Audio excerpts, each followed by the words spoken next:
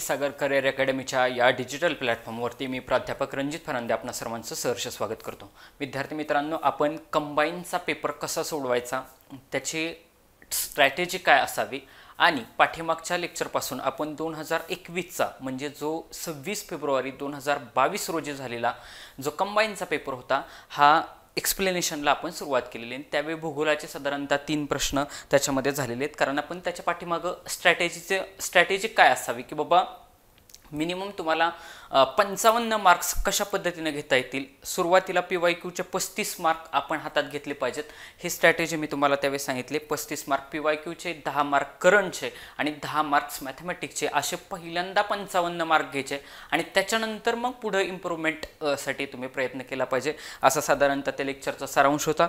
विद्यार्थी मित्रांनो, आपल्या के सागर अकॅडमीचे वेगवेगळे संदर्भ पुस्तकं मार्केटमध्ये अवेलेबल आहेत। त्याच्यामध्ये महाराष्ट्रातील समाजसुधारक हे आपलं पुस्तक आहे। साहित्यिक भारतीय विचारवंत व अन्य महनीय व्यक्ती असं के सागर पब्लिकेशनचं महाराष्ट्रातील जेवढे समाजसुधारक आहेत, कारण समाजसुधारकांवरतीच महाराष्ट्राच्या क्वेश्चन प्री आणि मेन्सला विचारले जातात, असं हे आपलं बुक आहे।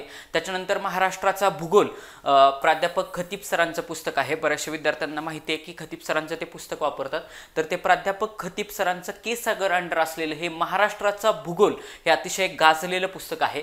त्याच्यानंतर आधुनिक भारताचा इतिहास, याच्यामध्ये 1757 पासून 2015 पर्यंत जे काही आधुनिक भारताचा इतिहास हे आपलं के सागर पब्लिकेशनचं पुस्तक आहे। त्याच्यानंतर के सागर सामान्य विज्ञान जे काही लुसंट पब्लिकेशनचं आहे, लुसंट जनरल सायन्सचं मॅक्सिमम विद्यार्थी जे हे 1 लाइनर आहे आणि याच्यामधून मॅक्सिमम क्वेश्चन कव्हर होतात, त्या लुसंट पब्लिकेशनचं आपण मराठी आवृत्ती असलेलं के सागर सामान्य विज्ञान, प्राध्यापक मूळ लेखक प्राध्यापक रवी भूषण।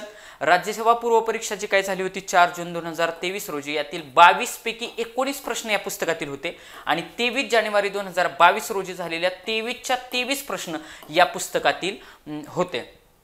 त्याच्यानंतर PSI STI ASO पूर्व परीक्षा के सागरची ही काय 6वी आवृत्ती आहे।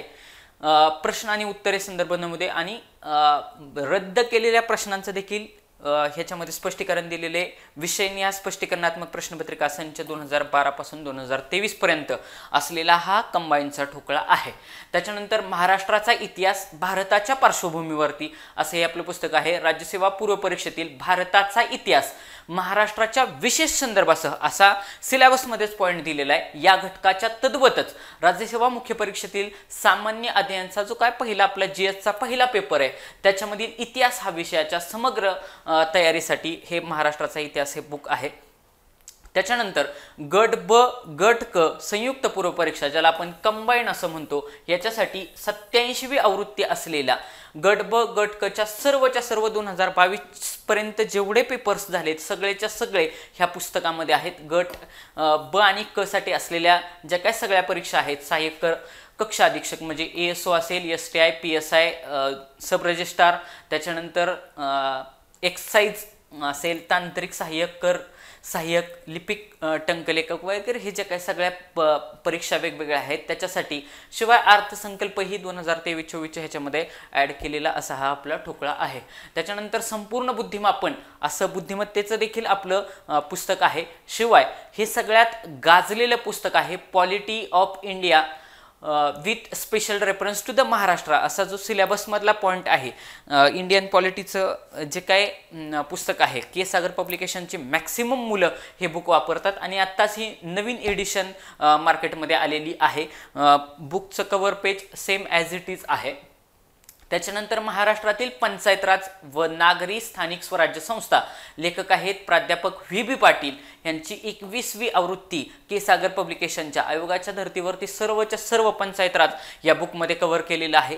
शिवाय समग्र अंकगणित म्हणजे जसं बुद्धिमत्तेचं पुस्तक आहे तसंच अंकगणितचं देखील आपलं पुस्तक आहे। प्राध्यापक प्रमोद हुमणे यांनी हे पुस्तक लिहिलेलं आहे। आणि आपला आपण महाराष्ट्र दुय्यम सेवा अराजपत्रित गट ब म्हणजे कंबाईनचा आपला 2021चा पूर्व परीक्षेचा पेपर आपण एक्सप्लेनेशनला घेतलेला आहे। 26 फेब्रुवारी 2022 रोजी 650 STIच्या जागा होत्या, त्याच्यासाठी ही परीक्षा झाली होती।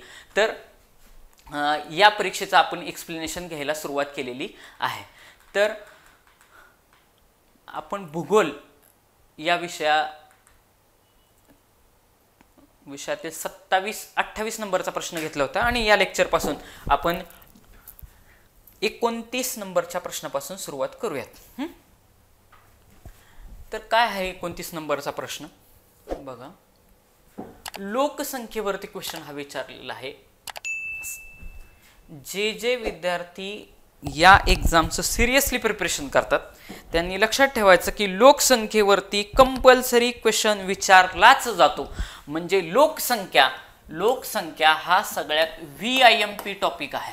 म्हणजे जे विद्यार्थी अभ्यासाला सुरुवात करतात लोकसंख्येमध्ये 2 घटकांवरती कंपल्सरी क्वेश्चन विचारले जातात. एक म्हणजे जिओग्राफी आणि दुसरं म्हणजे इकॉनॉमिक्स. मग या ठिकाणी क्वेश्चन हा ऍक्च्युली हा इकॉनॉमिक्सचा अँगल आहे. क्वेश्चन हा इकॉनॉमिक्स मधला आहे परंतु हिथं विचारताना जिओग्राफीच्या अंडर विचारलेला आहे. मग लोकसंख्या हा टॉपिक विद्यार्थी मित्रांनी पहिल्यांदा करून घ्यायचा. आता क्वेश्चन काय 29 नंबरचा की सन 1981 ते 2011 आत्ताची रिसेंट जनगणना कुठली झालेली आहे 2011चे.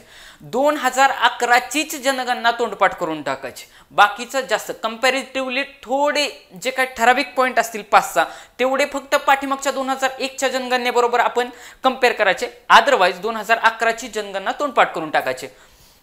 त्या कालखंडावरतीच क्वेश्चन विचारले जातात. कारण आत्ता रिसेंटली आपली जी काय डिजिटल होणारी जनगणना आहे म्हणजे पहिली डिजिटल होणार आहे ती काय अजून झालेली नाही. इलेक्शन झाल्यानंतर यदा कदाचित ती होऊ शकते. दर 10 वर्षांनी आपली जनगणना होती एवढं लक्षात ठेवायचं.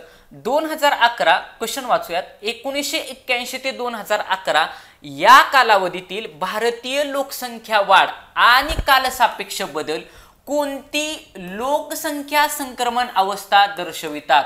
बघा क्वेश्चन असा आहे की 1981 ते 2011 या कालावधीत भारतीय लोकसंख्या म्हणजे भारताची लोकसंख्या 1981 ते 2011 या कालखंडामध्ये कालसापेक्ष बदल झाले म्हणजे कालानुरूप जे काय बदल झाले. तर क्वेश्चन हित आहे. क्वेश्चन कशावरती विचारलाय की लोकसंख्या संक्रमण अवस्था म्हणजेच काय की तुम्हाला लोकसंख्या संक्रमणाच्या अवस्था माहिती आहेत काय. तर मग आता ऑप्शन आपण बघू. पहिला ऑप्शन दिलाय उच्च लोकसंख्या वाढीचा कालावधी तरीही घटता कल. दुसरा ऑप्शन दिलाय जलद लोकसंख्या वाढीचा कालावधी. तिसरा ऑप्शन दिलाय लोकसंख्या वाढीतील सातत्य आणि चौथा ऑप्शन दिलाय स्थिर लोकसंख्या. मग आता नीट मी ऑप्शन बघितले तर मला इथे दिसते लोकसंख्या वाढ, इथे दिसते लोकसंख्या वाढ, इथे पण दिसते लोकसंख्या वाढ आणि इथे म्हणते स्थिर लोकसंख्या. 100% हा उत्तर नाही. कारण 3 ऑप्शन मला सरळ वाढीबद्दल बोलतायत. शक्यतो चौथा ऑप्शन हा आन्सर असण्याची प्रोबॅबिलिटी कमी असते. उत्तर देताना आपला मॅक्सिमम कल म्हणजे आपण एवढं शांत राहायचं की आपला जास्तीत जास्त कल ऑप्शन नंबर 2 आणि ऑप्शन नंबर 3 लाच असला पाहिजे. 1 ला जर आपलं आन्सर आलं तर परत एकदा तो चेक करायचा आहे की आपलं उत्तर बरोबर आलं आहे का. आणि तसंच सेम जर 4 ला जरी आलं ना तरी थोडं थांबून चेक करायचं की बाबा मी बरोबर गोल करतोय का. कारण ह्या 2 ऑप्शनला आपलं वाद जाण्याचे प्रमाण जास्त असतं. आपण काय करतो की शक्यतो 4ही ऑप्शन वाचल्यानंतर चौथा ऑप्शन आपल्या जास्त लक्षात राहतो आणि परत माघारी आल्यानंतर आपण पहिलं ऑप्शन टिक करण्याचे जास्तीत जास्त चान्सेस असतात. आन्सर हे मॅक्सिमम सायकोलॉजिकल अँगलनं 2 आणि 3 मध्ये मॅक्सिमम ठिकाणी ठेवलेले असतात. मग आता क्वेश्चन कशावरती विचारलेला आहे. क्वेश्चन आपल्याला लोकसंख्या संक्रमण अवस्थेवरती विचारलेला आहे. तर बघा ज्यावेळेस आपण अभ्यास करायला घेतो अभ्यास करायला घेतल्यानंतर विद्यार्थी मित्रांनो तुमच्या लक्षात येईल की लोकसंख्या संक्रमण अवस्था वेगवेगळ्या आहेत. या लोकसंख्या संक्रमण अवस्था कोणकोणत्या आहेत त्याच्यावरती क्वेश्चन हा विचारलेला आहे. तर आपण थोडक्यात एक लोकसंख्या संक्रमण अवस्था बघू. लोकसंख्या संक्रमण अवस्था 5 आहेत. किती आहेत 5. म्हणजे लोकसंख्या संक्रमणाच्या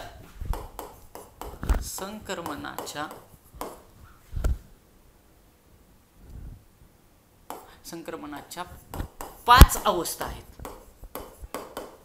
किती अवस्था आहेत 5. या ठिकाणी हित देखील क्वेश्चन विचारलेला आहे की बाबा लोकसंख्या संक्रमणाच्या अवस्था किती आहेत 5 अवस्था आहेत. त्या 5च्या 5 अवस्थांवरती क्वेश्चन विचारल्याचे चान्सेस आहेत. मग आता बघा आपल्याला 5च्या 5 अवस्था माहिती असायला पाहिजे. 5च्या 5 अवस्था आपल्याला माहिती असायला पाहिजे. मग ह्याच्यातली पहिली अवस्था कुठली आहे तर पहिली अवस्था अशी आहे की उच्च स्थिर अवस्था, उच्च स्थिर अवस्था म्हणजे पहिली जी अवस्था आहे ही पहिली अवस्था आहे ती उच्च स्थिर अवस्था आहे. दुसरी जी अवस्था आहे बघा उच्च स्थिर अवस्था, दुसरी जी अवस्था आहे ती प्रारंभीची प्रसरणशील अवस्था, प्रारंभीची प्रसरणशील अवस्था.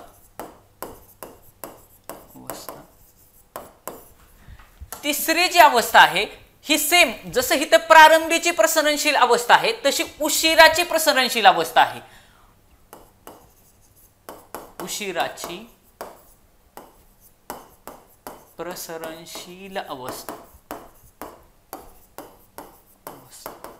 अवस्था आणि चौथी जी आहे जशी ही तर उच्च स्थिर अवस्था आहे तशी त्याच्या ऐवजी निम्न स्थिर अवस्था आहे.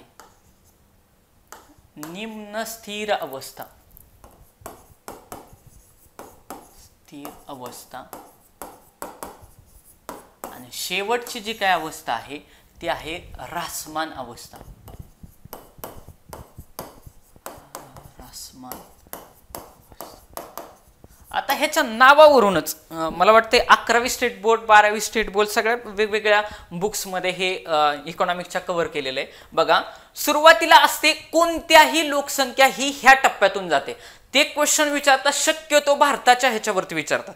तर ह्या पाचीच्या पाची अवस्था आपल्याला माहिती असायला पाहिजेत. लोकसंख्या हा महत्त्वाचा टॉपिक आहे त्याच्यामुळे थोडंसं मी एक्सप्लेन करून सांगेन. आता बघा उच्च स्थिर अवस्था याच्या ठिकाणी लोकसंख्या काय होते ओ स्थिर राहते. प्रारंभीची प्रसरणशील अवस्था, प्रसरणशील म्हणजे काय होते पसरतीये. तिथं तिसरी अवस्था कुठली आहे? ही पहिली, ही दुसरी, ही तिसरी, ही चौथी आणि ऱ्हासमान अवस्था ही पाचवी.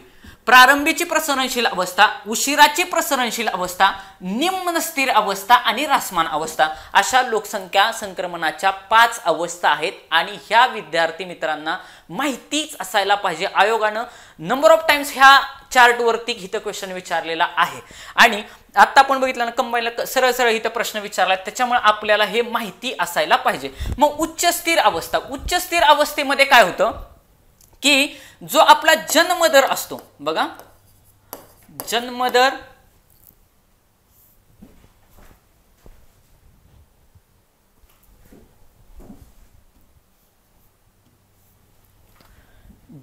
आणि मृत्यूदर याच्या संदर्भात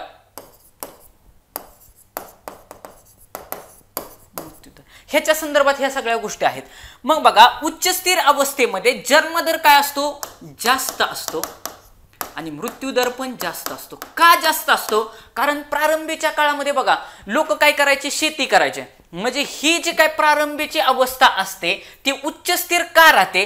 जन्मदर पण तुमचा जास्त आहे, मृत्यूदर पण तुमचा जास्त आहे म्हणजे माणसं जन्माला पण खूप जास्त यायचे. म्हणजे जुन्या काळात बघितलं तर म्हणजे माझ्या आजोबांना 1200-1400 भावंड होते काहीतरी. म्हणजे त्या काळामध्ये ही जी काय अवस्था असते याच्यामध्ये अर्थव्यवस्था ही शेतीवरती आधारित असते. कशा? ॲग्रियन बेस असते म्हणजे शेतीवर आधारित ही अवस्था असते. म्हणजे लोक काय करायचे त्या काळामध्ये शेती करायचे आणि त्या काळामध्ये बघा पटकी वगैरे असे महामारीचे रोग यायचे आणि फटाफट लोक मरायचे. त्याच्यामुळे मृत्यूचं प्रमाण पण काय होतं अतिशय जास्त होते. म्हणजे एका घरातली 8-8, 7-7 पोरं मरायची, 10-12 जन्माला यायची, त्यातली 3-4 जगायची, तिथनं पुढे कुटुंब वाढत राहायचं. परिणामी काय होत होतं की लोकसंख्या ही स्थिर राहत होती. काय होत होती? लोकसंख्या स्थिर राहायची.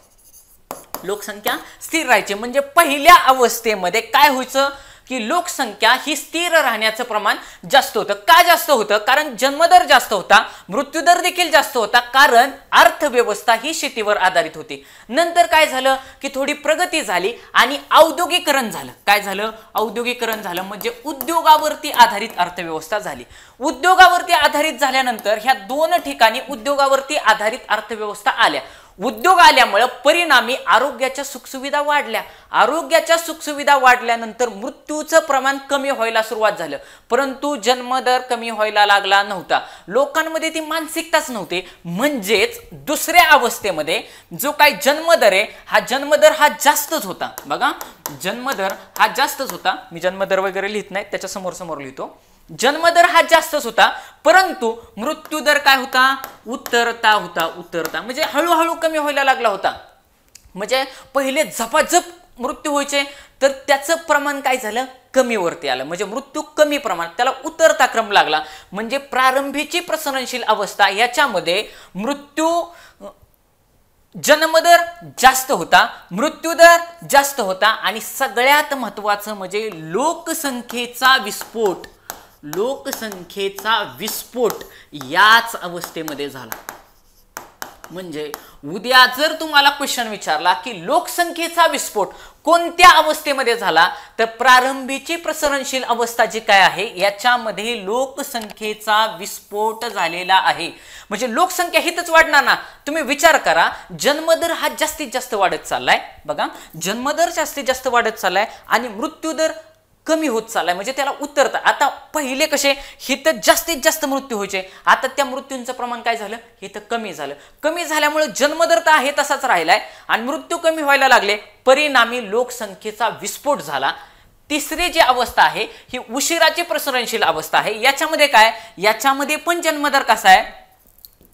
याच्यामध्ये पण जन्मदर जास्तच आहे आणि जो काही मृत्यूदर आहे हा मृत्यूदर कमी व्हायला लागलाय. म्हणजे मृत्यूदर कमी असं पण आपण लिहू शकतो, मृत्यूदर कमी. आणि चौथी जी अवस्था आहे, ही जी अवस्था ही आपल्यासाठी महत्वाची. जन्मदर जास्त आणि मृत्यूदर कमी. हिथं पण काय होणार आहे? लोकसंख्या वाढच होणार आहे. हिथं पण लोकसंख्या वाढच होणार आहे. आणि चौथी जी अवस्था आहे याला निम्न स्थिर अवस्था म्हणतात. हिथं जे आहे उच्च स्थिर, म्हणजे एकदम स्थिरच राहतो. तो जो काय ग्राफ आहे जन्मदर मृत्यूदर ह्यांचा स्थिर राहिल्यामुळे लोकसंख्या वाढतच नाही, म्हणजे समान राहते.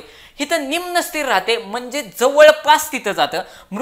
जो जन्मदर आहे हा कमी व्हायला लागतो किंवा त्याला आपण उतरता असं पण म्हणू शकतो. आणि मृत्यूदर तर ऑलरेडीच कमी झालेला आहे. मृत्यूदर हा कमीच असतो. म्हणजे जन्मदर ही कमी, मृत्यूदर ही कमी, म्हणून तिथं अवस्था कशी होणार आहे? स्थिर होणार आहे. हिथं पण बघा ना, हिथं जास्त आहे, जन्मदर जास्त आहे, मृत्यूदर जास्त आहे, म्हणून स्थिर अवस्था आहे. हिथं जन्मदर कमी आहे, मृत्यूदर देखील कमी आहे, म्हणून अवस्था कशी असणार आहे? स्थिर असणार आहे. आणि ऱ्हासमान अवस्थेमध्ये विद्यार्थी मित्रांनो, ऱ्हासमान अवस्थेमध्ये की तुमची जी काय जो जन्मदर आहे हा खूपच कमी होतो. जन्मदर काय होतो? खूपच कमी होतो, की जो मृत्यूदरापेक्षा देखील, म्हणजे जन्माला येणाऱ्या ह्याचं प्रमाण मृत्यूला ज्यांचा मृत्यू होतोय त्यांच्यापेक्षा देखील कमी असतं. म्हणून ह्या अवस्थेला काय होतंय? लोकसंख्या खूप फास्ट पद्धतीनं ह्रास होतो, म्हणजे कमी कमी कमी कमी होत जाते. याला जन्मदर कमी आणि म्हणजे अत्यंत कमी, म्हणजे जन्मदर ह्याच्या मृत्यूदरापेक्षा कमी आणि मृत्यूदर हा पण कमी, पण याचं प्रमाण जास्त आहे. याचं प्रमाण कसं आहे? याचं प्रमाण जास्त आहे. जन्मदर कमी होण्याचं प्रमाण कसं आहे? मृत्यूदर कमी होण्यापेक्षा जास्त आहे. म्हणून लोकसंख्या वाढ ही ऋणात्मक होती. ही तर कशी होती? लोकसंख्या वाढ ही ऋणात्मक होती. अशा सगळ्याच्या सगळ्या चारी अवस्था तुम्हाला मी आत्ता सांगितलेल्या आहेत. बघा, पहिली आहे उच्च स्थिर अवस्था. पहिल्या काळामध्ये जी काही जुनी सगळी आपली अर्थव्यवस्था होती ती सगळी ह्याच्यावरती आधारित होती, शेतीवरती. मग तुम्हाला जर विचारलं की शेतीवरती त्या काळामध्ये, म्हणजे तसे तर बऱ्याचशा शास्त्रज्ञांनी तीनच ह्याच्यातल्या अवस्था सांगितलेल्या आहेत. पहिली शेतीवरती आधारित, दुसरी उद्योगावरती आधारित आणि तिसरी सेवा क्षेत्रावरती आधारित. हे सगळं चौथी आणि पाचवी दिसतंय. हिथं सेवा सेक्टर येतं, हिथं सेवा क्षेत्र येत ना, हिथं उद्योग क्षेत्र तर मी ऑलरेडीच लिहिलेलं आहे आणि हिथं शेती क्षेत्र लिहिलेलं आहे. म्हणजे तसं पाहायला गेलं तर तीनच ह्याच्यावरती जायला पाहिजे. परंतु काही आधुनिक जे काय शास्त्रज्ञ आहेत, ह्या आधुनिक शास्त्रज्ञांनी त्याचे 5 पार्ट केलेले आहेत. मग पहिली आहे उच्च स्थिर अवस्था, शेतीवरती आधारित आहे. दुसरी प्रारंभीची प्रसरणशील अवस्था आणि उशिराची प्रसरणशील अवस्था, ह्या दोन्ही उद्योगाच्या बेसिसवरती. आणि चौथी आणि पाचवी निम्न स्थिर अवस्था आणि ऱ्हासमान अवस्था ह्या सेवा क्षेत्राशी बिलॉंग करतात. पहिल्या ह्याच्यामध्ये जन्मदर जास्त आहे, मृत्यूदर जास्त आहे, म्हणून लोकसंख्या स्थिर राहिली. दुसरी आणि तिसरी अवस्था याच्यामध्ये लोकसंख्येचा विस्फोट होतो. त्यातल्या त्यात दुसऱ्या अवस्थेमध्ये म्हणजे प्रारंभीची प्रसरणशील अवस्थेमध्ये लोकसंख्येचा विस्फोट होतो. लोकसंख्या प्रचंड प्रमाणामध्ये वाढते. तिसऱ्या अवस्थेमध्ये काय होतं की जन्मदर थोडासा कमी यायला सुरुवात होतो. म्हणजे इथं जन्मदर काय होणार आहे की जन्मदराला उतरती कळा लागणार आहे. तिसऱ्या अवस्थेमुळे जन्मदर जास्तच आहे पण जास्तच्या कंपेअरमध्ये थोडा डिक्लाइन आहे म्हणजे उतरता व्हायला लागलेला आहे. पण मृत्यूदर काय होतो कमी होत राहतो कारण आरोग्याच्या सुखसुविधा वाढतात. निम्न स्थिर अवस्थेमध्ये जन्मदर कमी आहे म्हणजे उतरता आहे. त्याच्यानंतर मृत्यूदर देखील कमी आहे. हे दोन्ही कमी असल्यामुळे ही अवस्था कशी होती स्थिर होते. ऱ्हासमान ह्याच्यामध्ये जन्मदर हा मृत्यूदरापेक्षा पण खाली येतो. त्याच्यामुळे जी लोकसंख्या आहे ही निगेटिव्हच व्हायला लागते म्हणजे लोकसंख्या वाढतच नाहीत. बरेचसे देश असे आहेत की लोकसंख्या वाढीसाठी काहीतरी वेगवेगळे पॅकेजेस किंवा वेगवेगळ्या स्कीम राबवतात की बाबा ह्यांना 2 चाइल्ड झाले तर ह्यांच्यासाठी सरकारकडून फ्लॅट दिला जाईल किंवा गाडी दिली जाईल. असे वेगवेगळे फॉरेन कंट्रीज अशा आहेत त्यांच्यामध्ये. म्हणजे ह्याच्यामध्ये ऱ्हासमान अवस्थेमध्ये बघितलं तर जर्मनी आणि जपान सारखे देश येतात. मग काही वेळेस आयोगाने इथं देश पण विचारले. जर देश विचारले तर तेही आपल्याला माहिती असायला पाहिजेत. जर देश विचारले तर दुसऱ्या ह्याच्यामध्ये आता पहिल्या अवस्थेतून सगळे बाहेर आहेत. दुसऱ्या ह्याच्यामध्ये केनिया आहे आणि हित आयोगाने प्रश्न विचारलाय जो IMP प्रश्न आहे. भारत बघा नीट ऐका. भारत हा सध्या तिसऱ्या अवस्थेमध्ये आहे पण इथं प्रश्नचिन्ह आहे कारण तो पूर्णतः तिसऱ्या अवस्थेमध्ये नाही. कारण UP बिहार सारखी काही अजून राज्य आहेत ही दुसऱ्याच अवस्थेमध्ये आहेत. तिथं लोकसंख्येचा विस्फोट झालेला आहे. म्हणजे UP बिहार जर आपल्यातलं म्हटलं UP असेल बिहार असेल हे लोकसंख्या संक्रमणाच्या दुसऱ्याच अवस्थेमध्ये आहे. पण भारताचा जर विचार केला म्हणजे पार्शियली स्टेटमेंट ते करेक्ट आहे. भारत हा उशिराची प्रसरणशील अवस्था म्हणजे जी काय तिसरी अवस्था आहे याच्यामध्ये भारत आहे. आणि महाराष्ट्रासारखे काही स्टेट हे चौथ्या अवस्थेमध्ये गेलेले आहेत. बघा महाराष्ट्रासारखे काही प्रगत स्टेट म्हणजे आपले जे काय राज्य हे चौथ्या अवस्थेमध्ये गेलेले निम्न स्थिर अवस्था. आणि जपान जे काय आहे जपान असेल जर्मनी असेल ह्याच्यातलं सगळ्यात चांगलं उदाहरण म्हणजे जर्मनी हे ऱ्हासमान अवस्थेमध्ये गेलेलं आहे. मग आता मला सांगा त्यांनी क्वेश्चन कुठं विचारलाय. आयोगाने क्वेश्चन विचारताना ह्या चारही अवस्थेवरतीच क्वेश्चन विचारलेला आहे. परंतु ह्या चारही अवस्थांवरतीच क्वेश्चन विचारलेला आहे परंतु त्यांचा क्वेश्चन विचारण्याचा कल काय आहे त्यांनी सालावरती क्वेश्चन विचारला. आणि ते हे सगळेच्या सगळे क्वेश्चन मी तुम्हाला सांगतो. ही जी काय अवस्था होती उच्च स्थिर अवस्था होती ही भारताची होती 1921 सालापर्यंत. बघा साल नीट लक्षात ठेवायचं. या ठिकाणी क्वेश्चन विचारलेला आहे. 1921 साल याला विभाजनाचे किंवा महाविभाजनाचे वर्ष असं म्हणायचं.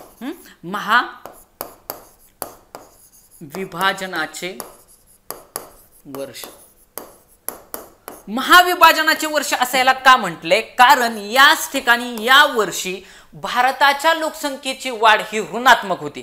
हिथं जी वाढ झाली होती 1921 ला तुम्ही बघा 100 वर्षांनी आपले कोविड आलं होतं आणि 1921 ला म्हणजे दुसऱ्या महायुद्धाच्या काळामध्ये त्यावेळी काहीतरी फ्लूची साथ आली होती तापाची. सेम तशीच 100 वर्षानंतर कोविडची साथ आली होती. कारण त्यावेळी पण अशीच लोक त्या फ्लूमध्ये वेगवेगळी मला त्याच फ्लूचं नाव आठवत नाही ते ताप यायचा दुसऱ्या महायुद्धाच्या काळामधली ती गोष्ट आहे.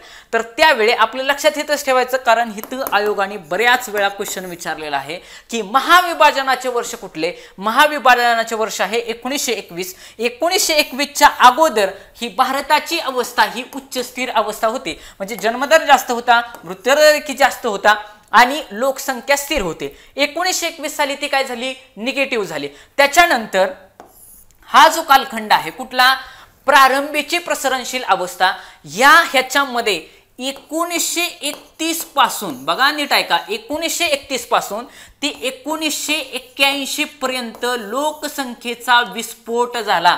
कधीपर्यंत मी म्हटलं 1931 पासून 1981 पर्यंत लोकसंख्या प्रचंड प्रमाणात मध्ये वाढली आणि 1981 नंतर म्हणजे उशिराची प्रसरणशील अवस्था ही 1991 पासून बघा 1991 पासून ही 2011 पर्यंत आहे आपली निम्न स्तरान ही इकडे आपण तर अजून गेलोच नाही अजून आपण तिसऱ्याच ह्याच्यामध्ये आहे म्हणजे तिसरी जी अवस्था आहे बघा चाललंय महत्वाचे 1921 ला मी सांगितलं महाविभाजनाचं वर्ष आहे 1931 पासून ते 81 ह्या 50 वर्षाच्या कालखंडामध्ये लोकसंख्येचा विस्फोट झाला मग तुम्हाला जर क्वेश्चन असा विचारला म्हणजे आयोगाने ऑलरेडी विचारलाय की लोकसंख्येचा विस्फोट खालीलपैकी कोणत्या कालखंडात झाला तर 1931 ते 1981 या 50 वर्षाच्या कालखंडामध्ये लोकसंख्येचा प्रचंड प्रमाणामध्ये काय झाला विस्फोट झाला आणि त्याच्यानंतर आपली जे काही तिसरी अवस्था आहे उशिराची प्रसरणशील अवस्था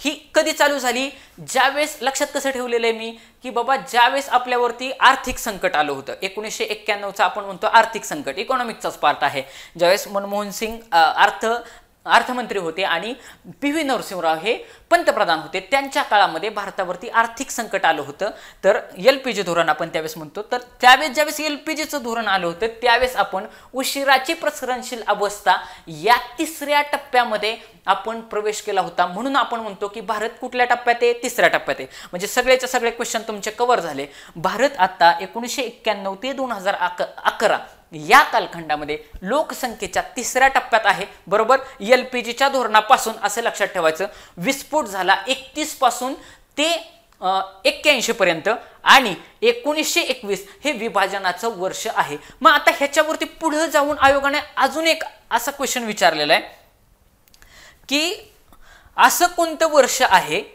बघा असं कोणतं वर्ष आहे ज्या दशकामध्ये लोकसंख्या वाढ ही सर्वात जास्त झाली तर आता मी तुम्हाला अगोदरच सांगितलं की बाबा 1931 ते 1981 या कालखंडामध्ये लोकसंख्या काय झाली सगळ्यात जास्त वाढली म्हणजे इथं विस्फोट झाला परंतु असं कोणतं दशक आहे असं आयोगाने क्वेश्चन विचारलाय की असं कोणतं दशक आहे की ज्या दशकामध्ये बघा नीट आहे का की ज्या दशकामध्ये लोकसंख्या वाढ ही सगळ्यात जास्त झाली होती आणि ऑप्शन पण त्यांनी असे दिले होते 1961 1971 1981 आणि 1991 आता तुम्ही म्हणताल सर इथे 1971 आणि 1981 असे दोन्हीच्या दोन्ही विस्फोट झालेले वर्ष आले बरोबर का नाही कारण विस्फोट झालेले वर्ष कधी 31 ते 81 चा कालखंड जो काय आहे त्याच्यामध्ये लोकसंख्येचा विस्फोट झालाय त्याच्यामुळे बरेचसे विद्यार्थी मित्र काय करतात ह्या 81 लाच गोल करतात परंतु विद्यार्थी मित्रांनो लक्षात ठेवायचं या ठिकाणी आयोगाने गुगली टाकलेले 1971 च्या दशकामध्ये 1971 च्या दशकामध्ये लोकसंख्या वाढ सर्वाधिक झालेली आहे लोकसंख्या वाढ सर्वाधिक झालेली आहे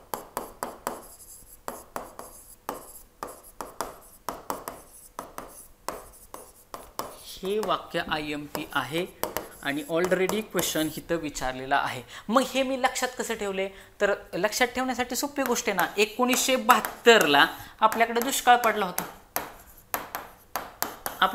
पडला होता ना 1900 सगळे म्हणजे कोणाला पण अभ्यास करणाऱ्या सगळ्यांना माहिती असतं आपल्या घरी पण ते असं म्हणतात ना 72चा दुष्काळ लय खायला लागला तरी आपल्याकडे असं म्हणतात की काय 72च्या दुष्काळात जन्माला आलाय काय म्हणजे काय की ह्या 72च्या दुष्काळामध्ये 72च्या दुष्काळाचं आदलं वर्ष बघा 72च्या दुष्काळाचा कालखंड असं मी लक्षात ठेवले त्याच्यामुळे माझा कधीच क्वेश्चन चुकणार नाही 1971 साली ही आपली लक्षात ठेवण्याची ट्रिक आहे की 1971 साली म्हणजे 72च्या दुष्काळाच्या त्या कालखंडामध्ये लोकसंख्या वाढ ही सर्वाधिक झालेली आहे आणि आता ह्याच्यावरती अजून जास्त प्रश्न विचारला जाणार नाही लोकसंख्येच्या संदर्भात असलेले सर्वच्या सर्व महत्त्वाचे असे क्वेश्चन मी तुम्हाला या ठिकाणी कव्हर केलेले आहेत आणि जरी ह्याच्यावरती अजून जास्त क्वेश्चन जर विचारले आता कदाचित तर हे पण विचारतील हे तिन्ही क्वेश्चन विचारले हे तिन्ही क्वेश्चन तुम्हाला सांगतो आणि लोकसंख्या टॉपिकला थांबू आपण की हा जो काही लोकसंख्येचा सिद्धांत आहे बघा लोकसंख्येचा सिद्धांत पहिल्यांदा आता आठवलं म्हणून सांगून टाकतो की लोकसंख्येचा सिद्धांत हा माल्थस या शास्त्रज्ञानं मांडला माल्थस हा कोण आहे शास्त्रज्ञ ह्या माल्थस या शास्त्रज्ञानं लोकसंख्या वाढीचा सिद्धांत मांडला लोकसंख्या वाढीचा सिद्धांत मांडला कोणी मांडला? माल्थस या शास्त्रज्ञानं मांडला. माल्थस या शास्त्रज्ञानं लोकसंख्या वाढीचा सिद्धांत मांडला. मग त्याने काय सांगितलं की जी काही लोकसंख्येची वाढ होते, बघा नीट ऐका, लोकसंख्या वाढ जी काय होणार आहे, बघा लोकसंख्या वाढ होणार आहे ही भूमितीय पद्धतीनं लोकसंख्या वाढत आहे. भूमितीय पद्धत म्हणजे लोकसंख्येची वाढ जी काय होते ही भूमितीय पद्धतीने होते. आणि ऑलरेडी हा प्रश्न 5 ते 6 वेळा आयोगानं विचारलेला आहे की माल्थसच्या सिद्धांतानुसार किंवा लोकसंख्येची वाढ खालीलपैकी कोणत्या पद्धतीने होते, तर लोकसंख्येची वाढ ही भूमितीय पद्धतीने होते. पण अन्नधान्याची वाढ, नीट ऐका, अन्नधान्याची जी काय वाढ होते ही गणितीय पद्धतीने होते. गणितीय पद्धतीने होते. एवढंच लक्षात ठेवायचं, बाकीचं लक्षात ठेवायचं नाही. म्हणजे बघा प्रश्न मी तुम्हाला सगळ्याच्या सगळे तिन्ही क्वेश्चन तुम्हाला सांगितले की जे आयोगानं पहिल्यांदा विचारलेले आहेत, याच्या अगोदर विचारले आहेत. माल्थस या शास्त्रज्ञानं लोकसंख्या वाढीचा सिद्धांत मांडला. Essay on principle of population असं काहीतरी एसे आहे, त्यांनी लिहिला की त्या माल्थस या शास्त्रज्ञांनी सांगितलं की बाबा लोकसंख्या वाढ जी काय होते ही भूमितीय पद्धतीने होत असते आणि अन्नधान्याची वाढ ही गणितीय पद्धतीने होत असते. मग आता आपण आपल्या क्वेश्चनकडे येऊयात. विद्यार्थी मित्रांनो, आपण आपला क्वेश्चन बघू. क्वेश्चन आपल्याला इथं विचारला होता 1981 ते 2011 या कालखंडामध्ये लोकसंख्या वाढीचा भारतीय लोकसंख्या कालसापेक्ष बदल लोकसंख्या संक्रमण अवस्थेची कोणती कल दर्शवतो. तर मला कधी विचारलंय? 2011 मध्ये विचारलंय, बरोबर का नाही? मग 2011 मध्ये मी तुम्हाला काय सांगितलं की आपण 3ऱ्या टप्प्यामध्ये प्रवेश केला आणि 3ऱ्या टप्प्यामध्ये काय जन्मदर हा उतरता व्हायला लागला होता. जन्मदर हळूहळू, कारण वेगवेगळ्या पॉलिसी यायला लागल्या, हम दो हमारे दो, त्याच्यानंतर लोकसंख्येची धोरणं आली, 2 धोरणं आली. तर त्या धोरणामुळे काय झालं, लोकांमध्ये परिवर्तन व्हायला लागलं आणि लोकसंख्या आता तर आपण जगात 1 नंबरला 144 कोटी लोकसंख्या आपली झालेली आहे. त्याच्यामुळे हित क्वेश्चन विचारण्याचे जास्तीत जास्त चान्सेस आहेत. म्हणून हा क्वेश्चन मी खूप जास्त एक्सप्लेन करून घेतला. 1981 टू 2011 मध्ये आपला जन्मदर कमी व्हायला लागला ना, लोकसंख्या वाढली हे मला मान्य आहे. लोकसंख्या वाढली म्हणून तर आपण जगात पहिले आलो ना. म्हणजे लोकसंख्या वाढत झाली पाहिजे, परंतु जन्मदर बघा की आता आपणच आपल्या कुटुंबावरून बघायचं ना, आपल्या कुटुंबात पहिले 3-3 भावंड असायचे, 4-4 भावंड असायचे, आता 2-2च आहेत आणि 2-2 वरून आता तर 1-1च वरती आलेले. म्हणजे तरीही घटता कल असं ह्याचं उत्तर राहील. म्हणजेच काय विद्यार्थी मित्रांनो, नीट बघा या प्रश्नाचं उत्तर की उच्च लोकसंख्या वाढ झाली, हिथं पण लोकसंख्या वाढ झाली, हिथं पण लोकसंख्या वाढी सातत्य राहिले का? सातत्य राहिलेलं नाही. बघा तिसरा ऑप्शन तर गेला. आता ह्या 2 ऑप्शन मध्ये लोकसंख्या वाढीचा कालावधी, उच्च लोकसंख्या वाढीचा कालावधी, तरीही घटता कल मध्ये आपल्या हे लक्षात येतं, कारण इथं आपले वेगवेगळ्या लोकसंख्या धोरण आली, त्याच्यामुळे काय व्हायला लागला, जन्मदर कमी व्हायला लागला. म्हणून ह्या ठिकाणी या प्रश्नाचं उत्तर उच्च लोकसंख्या वाढीचा कालावधी तरीही घटता कल अशा पद्धतीने आहे. आणि विद्यार्थी मित्रांनो, ह्या ठिकाणी लॉजिक असं वापरायचं की जो जास्त एक्सप्लेन केलेला असतो ना क्वेश्चन, बघा जो काही ऑप्शन जास्त पद्धतीनं एक्सप्लेन केलेला असतो तो उत्तर असण्याचे जास्तीत जास्त चान्सेस असतात. त्याच्यामुळं एक्सप्लेन केलेला ऑप्शन कोणता, तर पहिलाच नंबरचा ऑप्शन हा जास्तीत जास्त एक्सप्लेन केला होता की जेणेकरून विद्यार्थी मित्राला सहजासहजी लक्षात यावं. जरी त्याला त्या संक्रमण सिद्धांताच्या 5च्या 5 अवस्था आठवल्या नसत्या आणि नॉर्मल जरी आठवलं असतं की बाबा जास्तीत जास्त एक्सप्लेन केलेलं उत्तर असण्याचे चान्सेस आहेत, त्याच्यावरून देखील त्याने ऑप्शन नंबर 1ला मार्क केलं असतं. आता पुढचा क्वेश्चन 30 नंबरचा,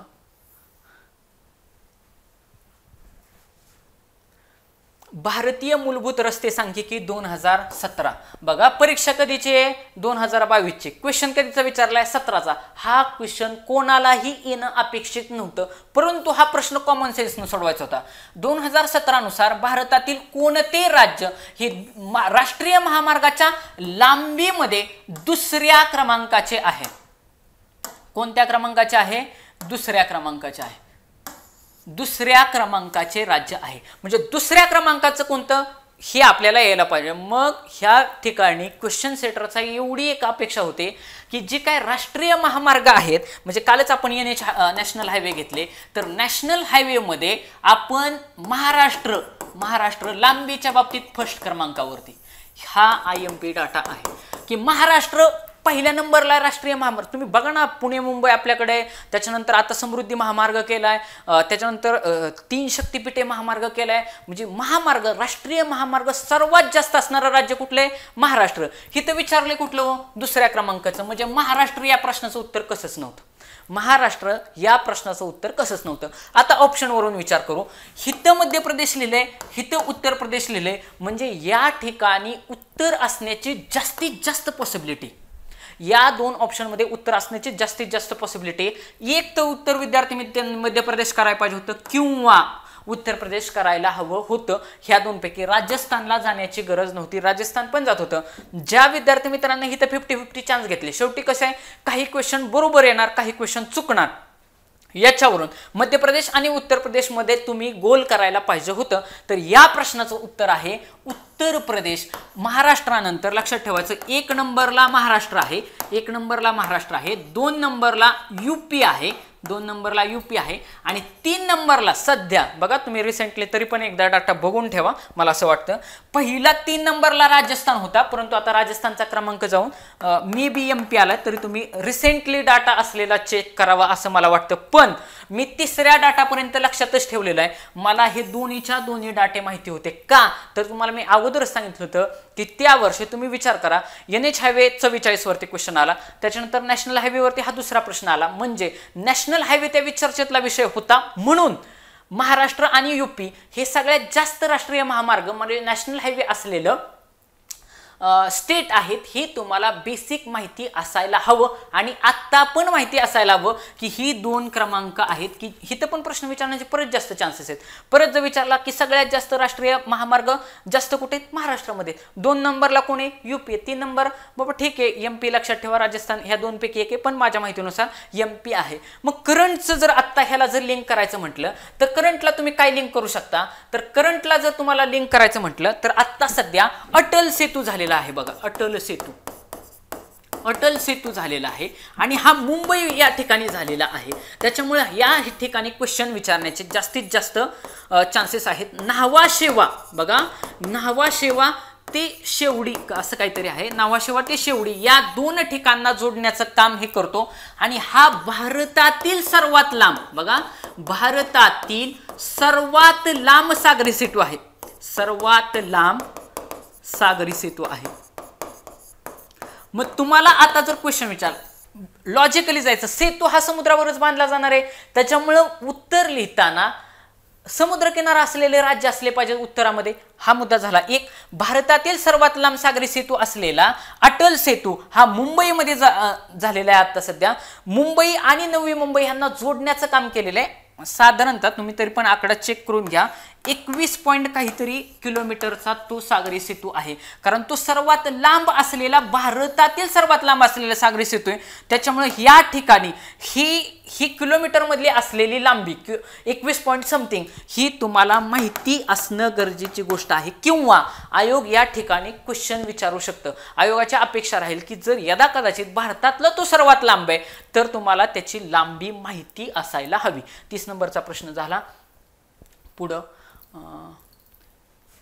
हे 30 नंबरच्या क्वेश्चनचा सगळ्याचा सगळा वाटा दिलेला आहे. सगळ्यात महत्त्वाचं म्हणजे हे वाक्य महत्त्वाचं आहे. भारतातील रस्त्यांच्या एकूण लांबीमध्ये नॅशनल हायवे म्हणजे राष्ट्रीय महामार्ग फक्त काय 2.2% आहेत. म्हणजे एवढं लक्षात ठेवायचं. राष्ट्रीय महामार्ग सगळीकडे कसे असतील, ग्रामीण रस्ते सगळीकडे जास्त असतील ना. म्हणजे 2.2% वाटा हा कोणाचा आहे? फक्त राष्ट्रीय महामार्गांचा आहे. ओके. आणि या ठिकाणी सगळ्या लांबी वगैरे त्याची दिलेली आहे वेगवेगळ्या ह्याच्यामध्ये किती लांबी आहेत ते. पुढचा क्वेश्चन 31 नंबरचा.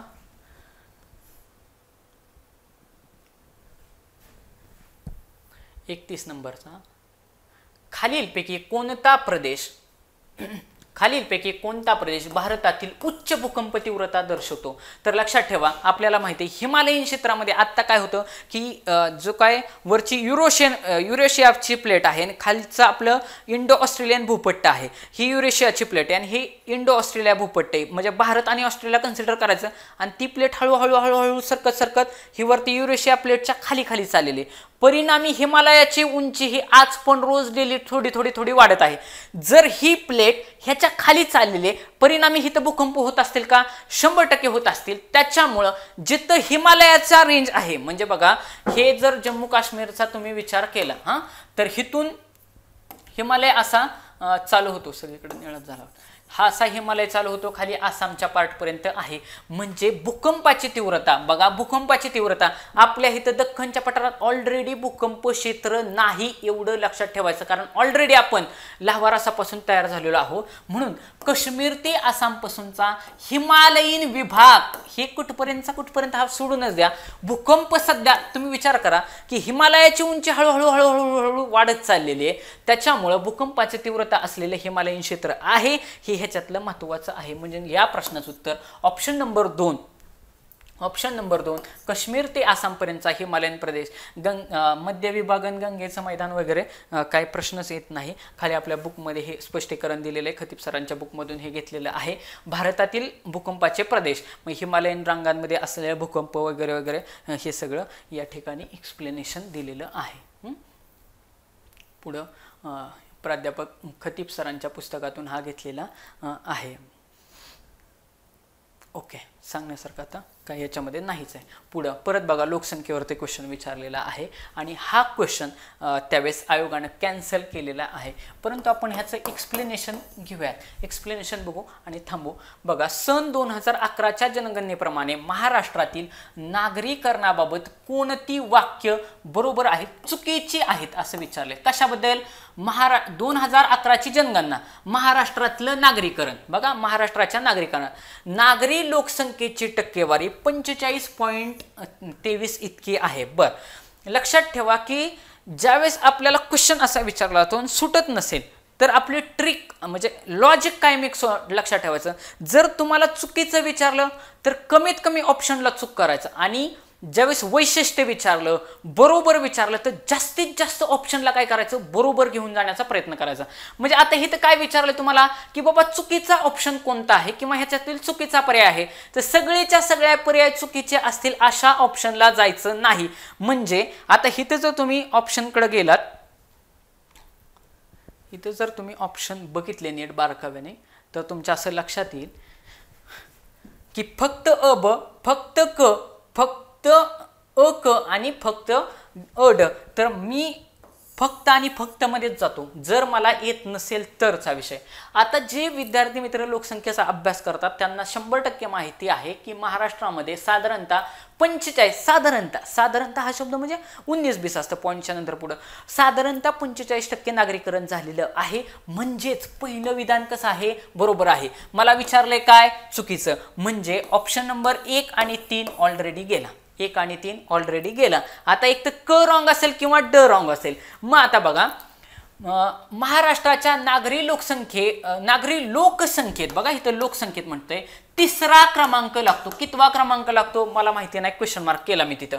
महाराष्ट्राची नागरी लोकसंख्या 5,08,27,500 इतकी आहे. बर, हिथं पण डाऊट आहे की बाबा किती आहे काय माहिती नाही, तिथं तर आपण काढू शकत नाही. म्हणजे क मध्ये पण आकडा विचारलेला आहे. महाराष्ट्रातील नंदुरबार जिल्ह्याचे नागरीकरण पातळी सर्वात कमी आहे. मग आता विद्यार्थी मित्रांनो, हा क्वेश्चन कॅन्सल का झाला, तर आता तुम्हीच विचार करा की बाबा जी काही लोकसंख्या आहे, महाराष्ट्राची नागरी लोकसंख्या, जर प्रमाण विचारलं असतं तर प्रमाणानुसार ठीक होतं. पण ज्यावेळेस लोकसंख्येचा आपण विचार करतो तर नसत्या मुंबईचीच लोकसंख्या, मुंबई हे नागरी क्षेत्र नसत्या मुंबईची लोकसंख्या ही 2 कोटी. मग 2 कोटी एवढी प्रचंड लोकसंख्या, कारण लोकसंख्येच्या बाबतीत आपण युपी नंतर 2 नंबरला महाराष्ट्र राज्य आहे. त्याच्यामुळे शहरीकरणाच्या बाबतीत, लोकसंख्येच्या बाबतीत जर विचारलं तर महाराष्ट्र पहिल्या क्रमांकाला, किती पहिल्या क्रमांकाला आहे, फर्स्ट क्रमांकाला. त्याच्यामुळे ब रॉंग आहे. त्यामुळे ब उत्तरामध्ये हे तर कुठंच नाही. म्हणून हा प्रश्न काय केलेला आहे, कॅन्सल केलेलं आहे. त्याच्यामुळे इथं लक्षात ठेवायचं, महाराष्ट्राच्या नागरी लोकसंख्येत हे वाक्य लय महत्वाचं आहे.